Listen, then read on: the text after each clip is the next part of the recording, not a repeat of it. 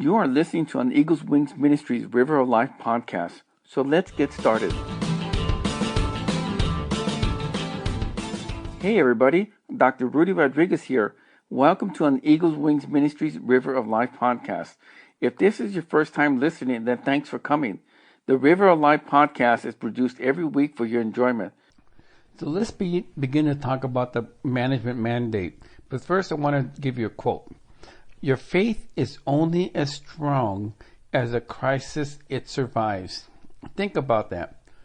The stronger the crisis is, and the more that you overcome with God's wisdom, you will actually become stronger. I've proven this many times. A lot of people right now, because we are in a time of crisis as far as the coronavirus pandemic that's going around the world,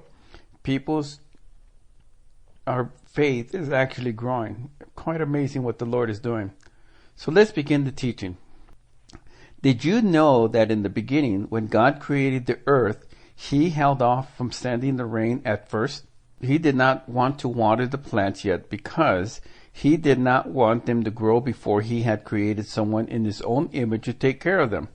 So how do I know that? Well, if you turn to the second chapter of the book of Genesis, it says, when the Lord made the earth and the heavens, and no shrub of the field had yet appeared on the earth, and no plant of the field had yet sprung up, for the Lord God had not sent rain on the earth, and there was no man to work the ground. And this was in Genesis 2, chapter 4, the verses 4 and 5. So notice that God did not allow anything to grow on the earth at first because there was nobody to work the ground. The King James Version translates work as till the ground. Nobody had been created yet to cultivate the plants, and God did not want to let the plants grow unattended. Another way of saying it is that there was nobody to manage the garden.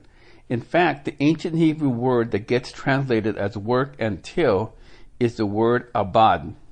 And one of the basic meanings of the word is both to serve and to cause someone or something else to serve. In other words, to manage. Isn't this amazing? God did not allow anything to grow on the earth at first because He did not have a manager. And then He made the earth's first manager, Adam. He made him in His own image, and He breathed His own life into him. And he spoke to Adam, and Adam spoke to him. Now God could have watered the earth, causing green plants to grow in profusion. But He created the wonderful garden filled with these plants and trees, and He wanted to call it Eden. He gave the garden to Adam as a dwelling place, and He told him to work it and take care of it. And that's found in Genesis 2, verse 8 to 15. But He also told him to name the animals, and then God blessed Adam with a wife, and she was called Eve, and then everything was perfect. So you actually are managers just like the first Adam was.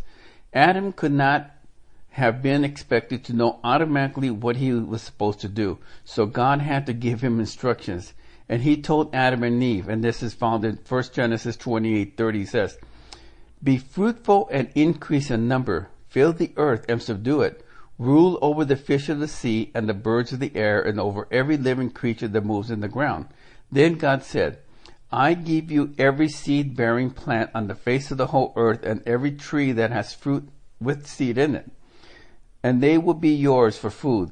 And to all the beasts of the earth and all the birds of the air and all the creatures that move on the ground. Everything that has breath, the breath of life in it, I give every green plant for food. But I want you to notice something. If you look at it, the first portion says, I give you every seed-bearing plant. So what was the first thing He gave man? He gave him seed. He gave him the seed that could be planted into the ground or into the earth, and it would begin to bear fruit of its own kind. So when you see an apple, what are you seeing? I see an apple tree with many apples and many more seeds. That's how the principle works. It's a kind of like a sowing and reaping. It was actually the sowing and reaping, the law of sowing and reaping. So all along, God's motivation, His reason for creating the human race was actually for management. You could refer these words to his management mandate, and that's why I called it management mandate. These words express God's original intent. They show us that his original purpose for the planet we call Earth were both simple and complicated at the same time. Simple in that he wanted to establish his kingdom rule on the earth. Complicated in that he had created such a profusion of life that managing it, as Adam found out a little while later, was not going to be easy because God had given him a big responsibility to a very fallible being. So when Adam and Eve rebelled against him, he did not change the mandate. He only changed the conditions under which it would be performed. We have inherited these conditions, and we have also inherited the mandate. Centuries and centuries later, billions of people live on the same planet called Earth, but only a fraction of them have ever known anything about God's original intention for them. Instinctively, because they have been made in his image, they know they are supposed to manage something, but unaware of the one who created them and buffeted by endless challenges to their survival and happiness, most of them do not know that this impulse is to become managers, which comes from God, and that he wants them to bring his kingdom management to the planet they live on. And they know little or nothing about the principles of the kingdom of God. Most of them do not even realize that they are potential citizens of such a kingdom, and certainly they do not comprehend that the kingdom of God has a culture of its own, and laws and purpose for existence, just as their earthly countries and kingdoms do. So on one of the Psalms it says, "May you be blessed by the Lord, the maker of heaven and earth. The highest heavens belong to the Lord, and the earth he has given to man." And this is found in Psalms 115, verses 15 to 16. So the Lord of heaven and the earth has given the earth into the hands of men and women. What the Psalms does not say is that humankind does not have a very good job of what the Psalms does not say is that humankind has not done a very good job of managing that gift. In fact, people seem to have done their best to mess it up. Satan has inserted himself in the equation as well.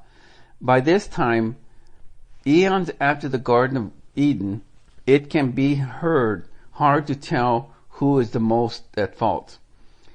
The earth is groaning, and this is found in Romans 8:22. The whole world lurches from one crisis to another. Ever since the fall, the planet and its unmanageable population have been in a management crisis. Any of the individual events that we term crisis stems from the underlying management crisis of the human race. God, who never gives up and whose kingly kingdom, remember, is never in crisis. Remember that. The kingdom of heaven is never in a crisis. Has been working to regain that kingdom on earth ever since, one human heart at a time. Jesus, God's only Son, came to earth in person. His disciples asked him how they should pray, and he told them like this: "Our Father who art in heaven, may your name be kept holy. May your kingdom come, and may your will be done on earth as it is in heaven." And this is found in Matthew 6, verses 9 and 10. So Jesus taught them and us to call on his Father to restore kingdom rule to the earth, to make it as it had been briefly in the garden. Jesus taught them and us to call on his Father to restore kingdom rule to the earth, to make it as it had been in the Garden of Eden. When Adam and Eve were managing the newly established outpost of heaven in the garden, just as in the kingdom of heaven, God's living word was the law of the land. Life was good. The word crisis was not in their vocabulary. To this day, to this day, as people voluntarily put themselves under his lordship, they can become citizens of the kingdom.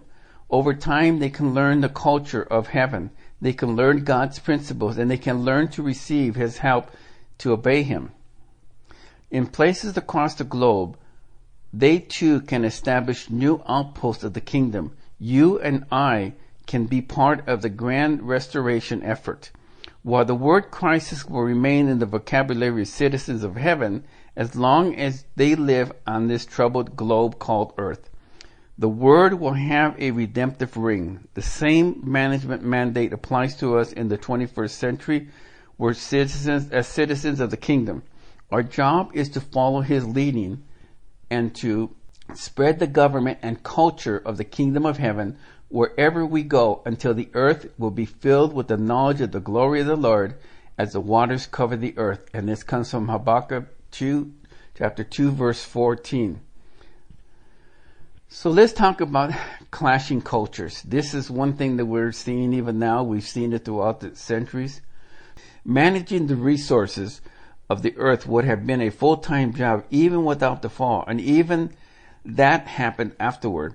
But the fall initiated a torrent of crisis situations. From that moment on, working the earth would cost blood, sweat, and tears, and you see this in Genesis 3. So within a couple of decades, Abel murdered his brother Cain, and that's in Genesis 4. Discord in families escalated into wars between people and groups. Diseases spread. Starvation wiped out men, women, and children. All of the effects of the crisis became commonplace. I have listed some of these in the first teaching. It said, remember, fear, trauma, depression, despair, frustration, anxiety, loneliness, worry, hopelessness, abandonment, loss, and urgency for survival, abuse, and crime are some of the fruit of this fall. So we can refer these things as the human condition.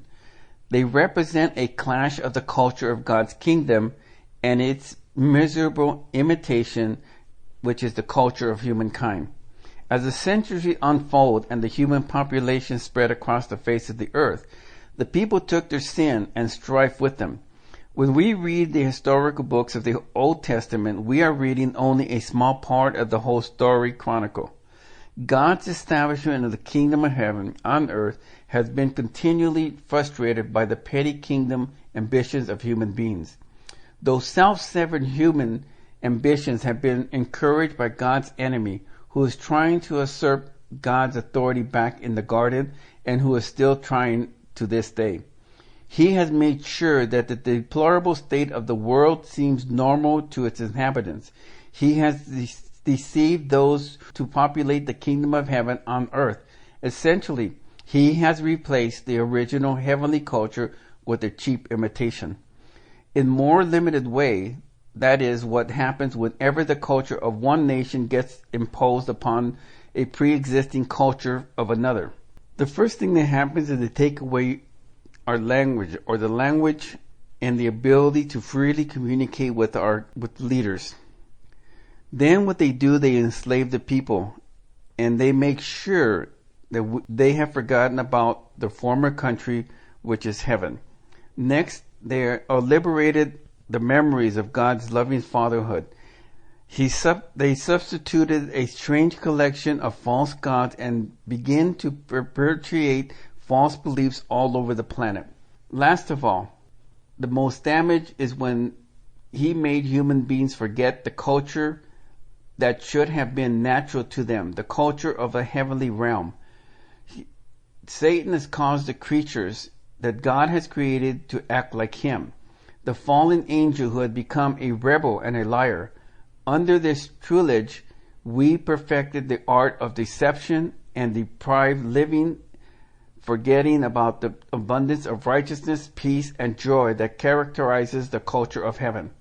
You and I have been born into the kind of culture clash. Nothing has improved as time has passed. Each generation thinks theirs has the worst problems, When the United Nations was established after World War II, it was supposed to prevent further wars.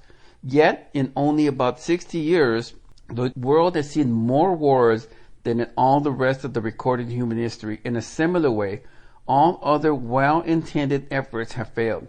Today, the instantaneous worldwide reporting of developing news makes us even more aware of the magnitude of upheaval everywhere.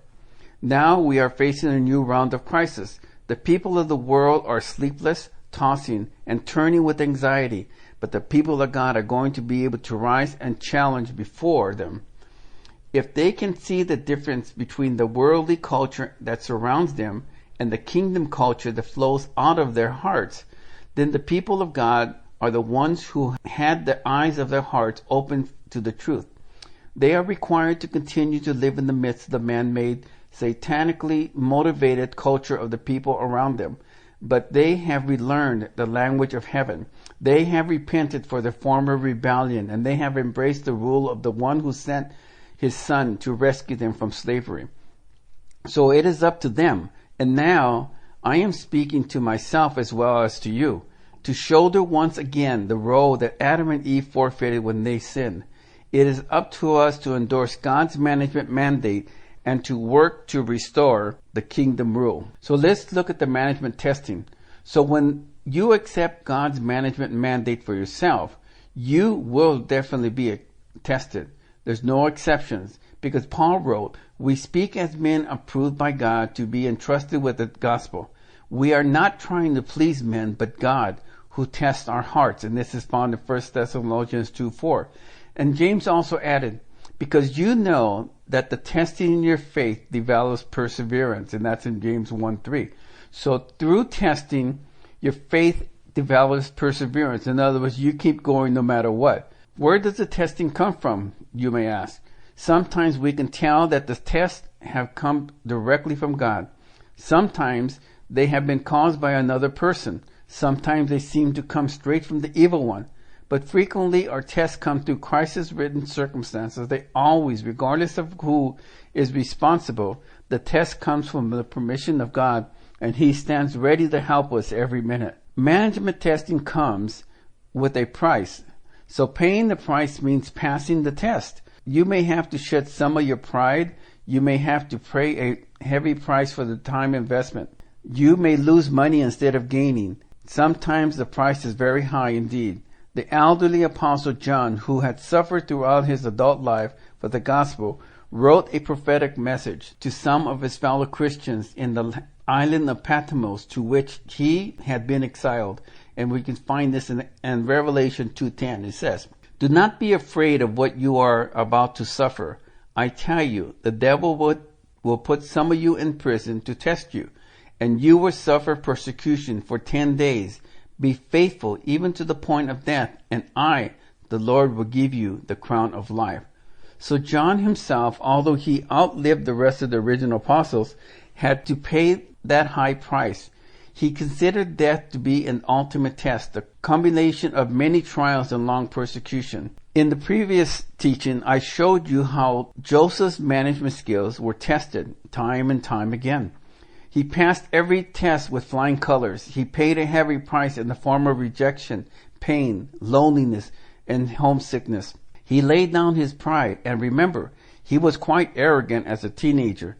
His status, his career, his inheritance, the hard blows that he suffered should have defeated him, and yet he clung to his God and to his God-given gifts and godly character traits, and which only increased as he matured. Even though Joseph was a foreigner and a slave, he should have not been able to get out of prison. He should have not been able to rise to the ranks of the governing officials as he did. But in spite of being an outsider, it was Joseph's management that promoted him. Pharaoh said, "Joseph, I am going to put you in charge of the whole country because you have a management plan." Joseph had proven already that he would be consistent, hardworking, honest, and forward-thinking. He proved it once again during the famine and his diligent preparations for it. So I want you to understand that it is your management that will promote you too. If you do not already believe it, just look at what the absence of qualities of good management can do to the prospects for advancement. At a management seminar, I had listened to a talk by a man who operates a meat packing plant. He described their problem with employee theft He could tell that employees were stealing a lot of product because he could count the chickens before and after they were processed. He said, "We know we brought in 3,000 chickens. At the end, we only had 2,000. So what happened to the thousands of chickens? Where are the chickens going?" Well, these chickens didn't have wings because they were dead. They couldn't fly. So employees did not have wings to fly with either, but they did have feet to walk with, along with their sticky fingers to steal with. I would be very surprised if any of those employees ever got a raise or got promoted, and I would be shocked to hear that some of them had been fired. What if the head of the meatpacking plant could bring in a Joseph to supervise the operation? Well, I think that things would probably improve. He would break up the racket. He could break through their sense of entitlement, which is a particular problem in this country, but also in other places. So why shouldn't I help myself, they say to themselves. They aren't paying me enough anyway, so I'm carrying some of these chickens. Does that sound familiar to any of you? I'm going to take that pencil, whatever it may be. So just justifying evil is what they were doing. But God is actually taking notes. He is looking for honesty and diligence. He rewards the person who works hard and who manages his affairs with integrity. He allows a crisis of conscience in order to test the quality of your character. Do you have the character of a good manager? Have you been passing your management test? Or have you been tempted to rely on your own strength because you were desperate, or merely because that sense of entitlement? If you have fallen to some kind of temptation, it is not too late to start building a better personal history. Just repent and start with a clean slate. Start living by kingdom principles. You will find more blessings that way than you will by living your self-centered human insight. So when we return to work, go to work and clean up around your desk or wherever you work. Make excellence your goal. Don't shirk your duties. Work as if God is watching you, because really He is. Then when you go home, do the same thing. Even if you are renting an apartment in a bad neighborhood, keep that place up to the best of your ability. Keep the windows clean, just as clean as you keep your soul. So I am sure that even when Joseph was living in the dirty prison, he did his best to pull his hair out of his eyes and to keep that prison issue linen cloth clean. God was watching Joseph in prison. Even when his family and Pharaoh could not see him, God was watching to see if Joseph would pass the test the same way he had passed the other test.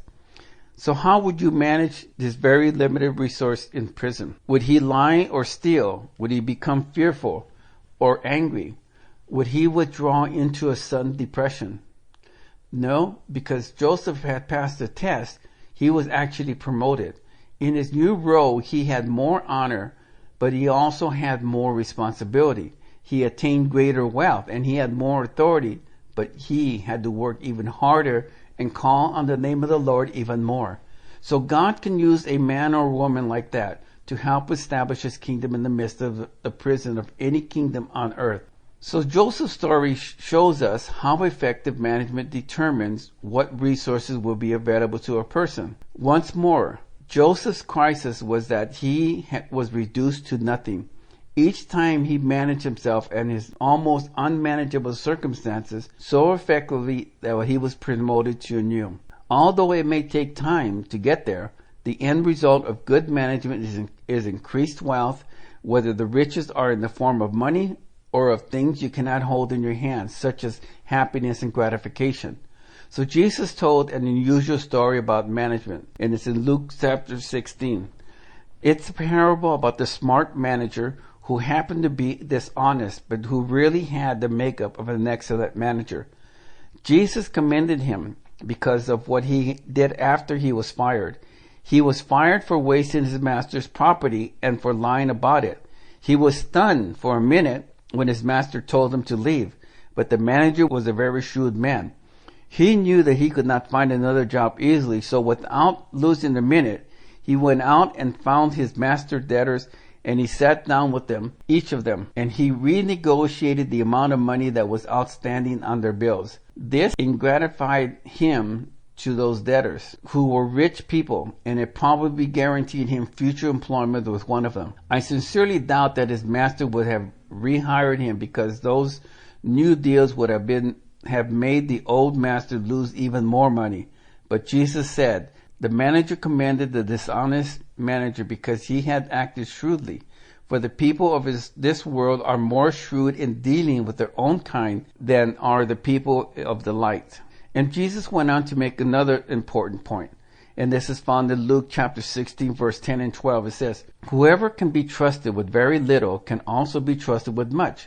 And whoever is dishonest with very little will also be dishonest with much. So, if you have not been trustworthy in handling worldly wealth, who would trust you with true riches? And if you have not been trustworthy with someone else's property, who will trust you with the property of your own? See, God will not hand you a paycheck just for getting saved. He will only give you an income because you can manage it. He will allow your management skills, which grow alongside your godly character and your obedience, to earn you favor. The more effective your management is, the more likely it is that you will be promoted to greater responsibility and also blessed with greater resources. Remember the chickens? Well, remember the paperclip. And also remember the shrewd manager in Jesus' story. So if you are dishonest for a little while, you will be dishonest with much. If you are not to be trusted as a manager, if you manage little things, you will mismanage big things. Then how will you get true riches? Well, you have to earn property rights. That is how it works. That is what most people start out with in their married life in a rented apartment or house. That is why most businesses and churches start out in rented facilities. You can move up after you have earned some more money. It is true, but you will be able to move up more quickly if you have earned respect for how you treated the property that you had rented. God will reward you for managing your rented apartment as well. In most cities in the Western world, the people who end up renting all their lives are most often the same ones who disrespect the property owner by disregarding the upkeep of the place. Their child breaks a tile in the bathrooms. He says, who cares? It's just a rental property. Or the light bulb burns out and demands a new one from the landlord. So don't spend an extra dollar if you can find some way around it. Why? Because God is watching to see how well you manage what He has given you already before He will give you an additional resources to manage. It would not matter to Him if you go to church 3 times a week and carry a Bible in your pocket. If you are not managing the situation He has set before you, He will not answer your earnest prayer for more, and more. Can you imagine asking God for $1 million? $1 million would be too much for 90% of us. We'd hop on the next plane, take a luxury vacation, buy a fancy car, a boat, who knows what. And then before long, we would all be broke, worse off than we were before. Isn't that true? Have you ever noticed that people who have won the lottery are actually worse off when it's all over? They have the cars, they have the trucks, they have the planes, they have the campers.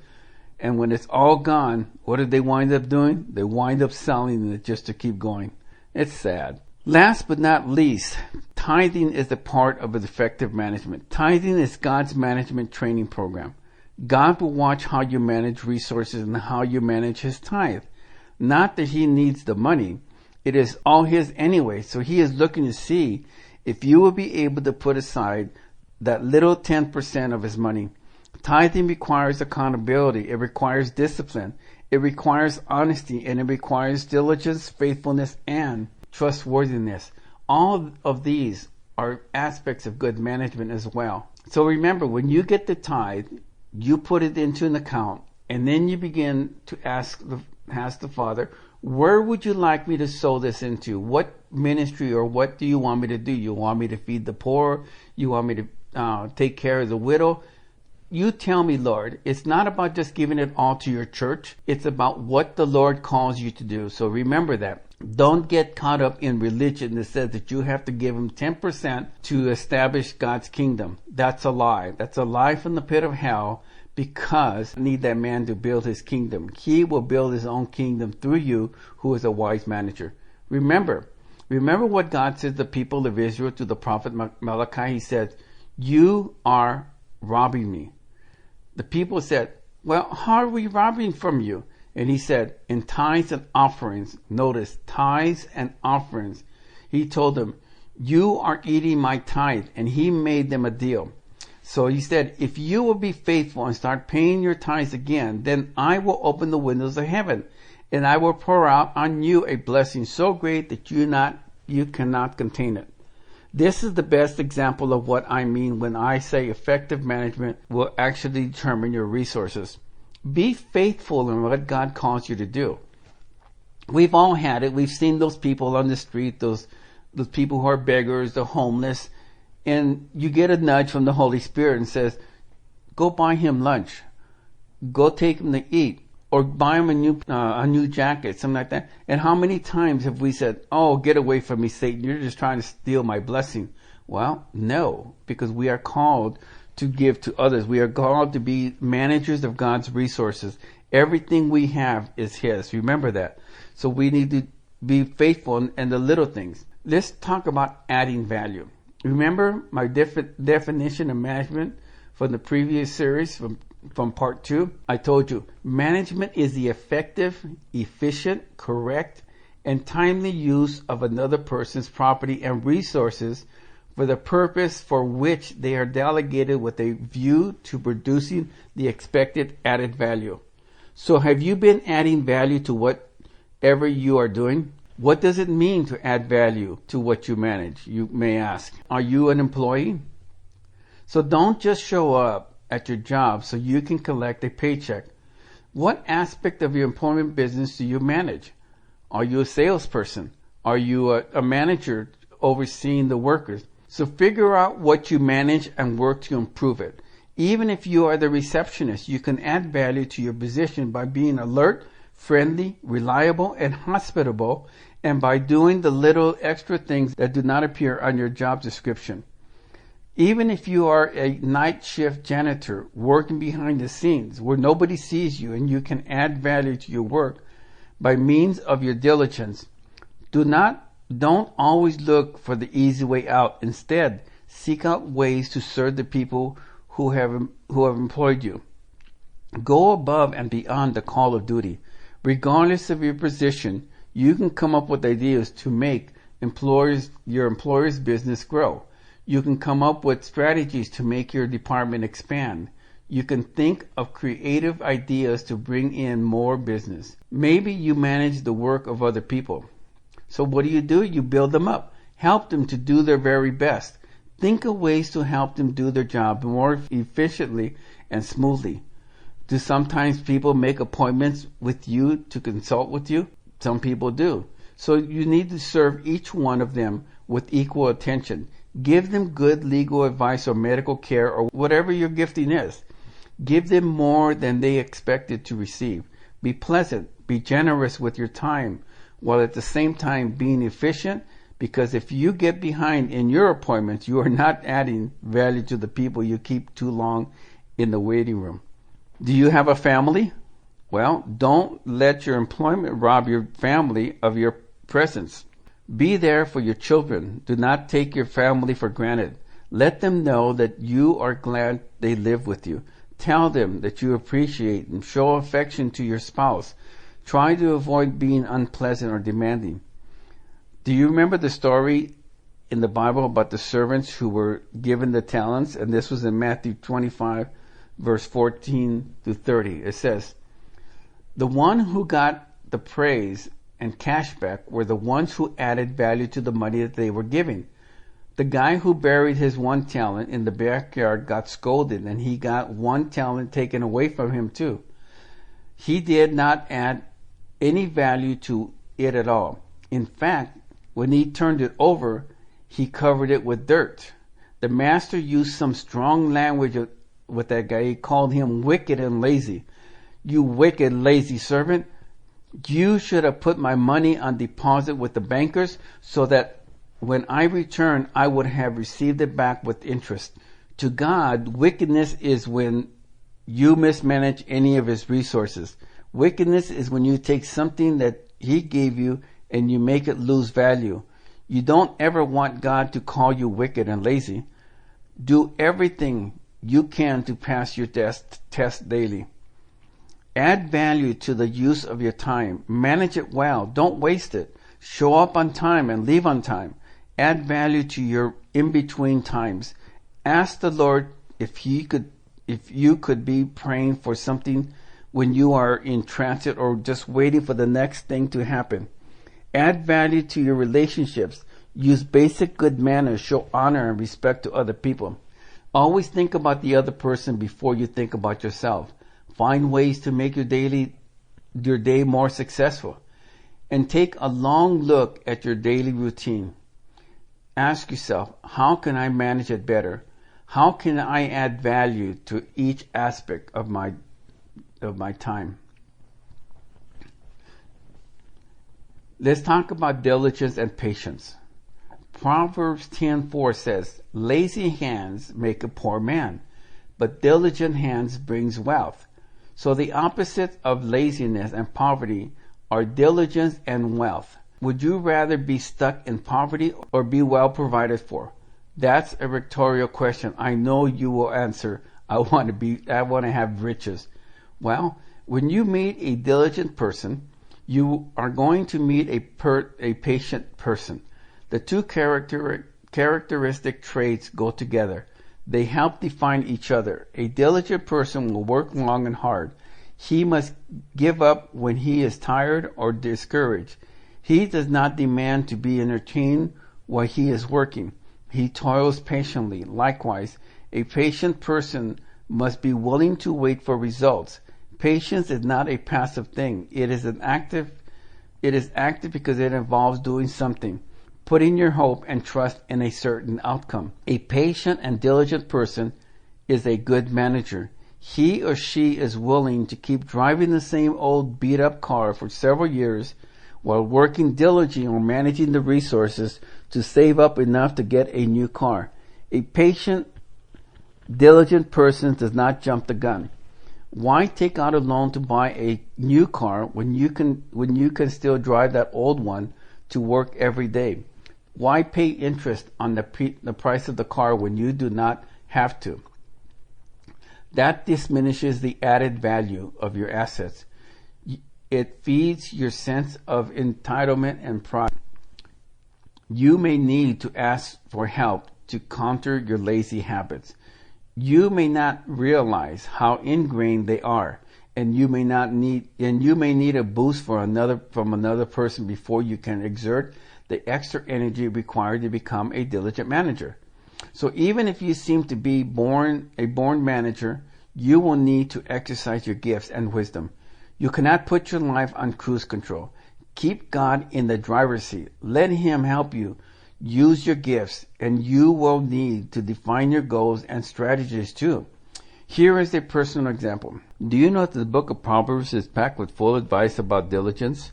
In Proverbs 13:4 it says, the sluggard craves and gets nothing, but the desires of the diligent are fully satisfied. Sluggards are lazy followers. They are always wanting to hit the jackpot, but it never seems to occur. They look outside at the sunshine and say, well, today is going to be my lucky day. But yet they always say that. They have a plan, but they are always broke. Have you ever noticed that? They're always the opposite.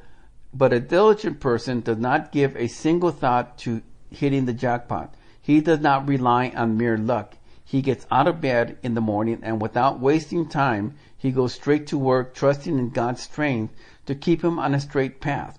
His plan is a sound one because he remembers that he is a steward of God's resources. He is the one who will succeed in the end, and he will be able to overcome every setback and get back on both feet, stronger than before. It is true. The plans of the diligent lead to profit as surely as haste leads to poverty. And this is found in Proverbs 21:5. Thanks for listening to Eagle's Wings Ministries River of Life podcast with Dr. Rudy Rodriguez. If you like what you just heard, we hope you'll pass along our web address, oewm.org, to your friends and colleagues. This has been an OEWM production, so join us next time for another edition of Eagle's Wings Ministries River of Life podcast.